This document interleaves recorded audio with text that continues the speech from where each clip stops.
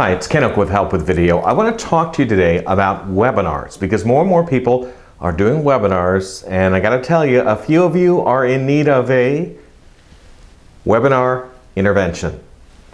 Yeah, it looks like you're struggling with the technology. So I want to give you a few basic tips. Now, it's great now that you can take a laptop or a desktop and do a webinar where you're basically broadcasting to the world. You can charge for it or have it be free information that could lead to other benefits for you.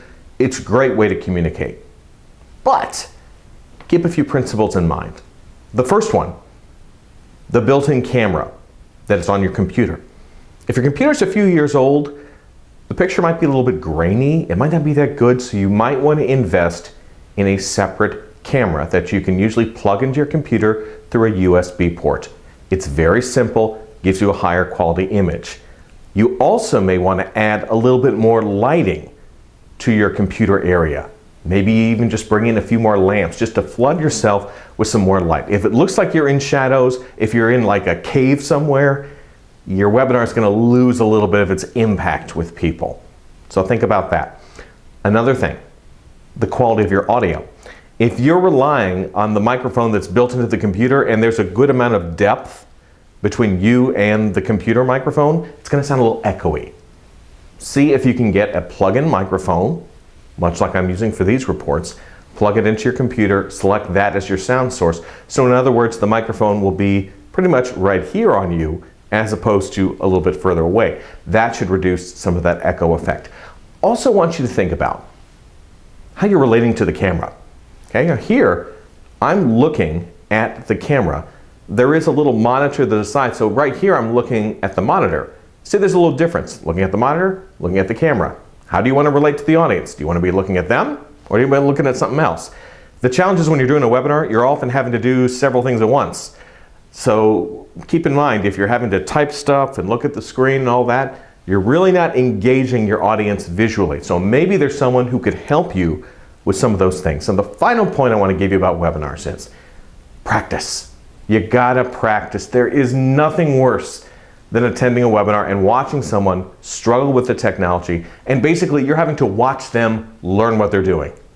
That's no good. It will ruin your expertise. So what I want you to consider, do a few run-throughs with friends, family, victims, I don't care. Or even if you're gonna do it for other people, say, hey, this is the preview run we want to do to make sure everything's working. A Broadway show, people don't just show up one day and say, tonight at 8 o'clock, we're putting on a show. No, they're going to do a lot of rehearsals, a lot of practice. Get everything worked out, make sure everything sounds good, looks good. It's going to improve your expertise that much more. Once you make a bad impression with people with a webinar, it could be there forever. It could be hard to shake the stigma of someone who couldn't quite pull it off. So really think about that. So I've given you a few tips. If you want more tips like this, all about video, using it to maximize yourself, your brand, your business, go to Help with Video. All sorts of things in the blog you can look at. Want to make sure you know, on the blog posts, on that website, Help with Video, at the bottom, there's a link you can click on. You can leave me an audio question. So if there's something that comes up you don't know anything about, see if I can help you. Record your question. Looking for equipment, go to the equipment page at Help with Video.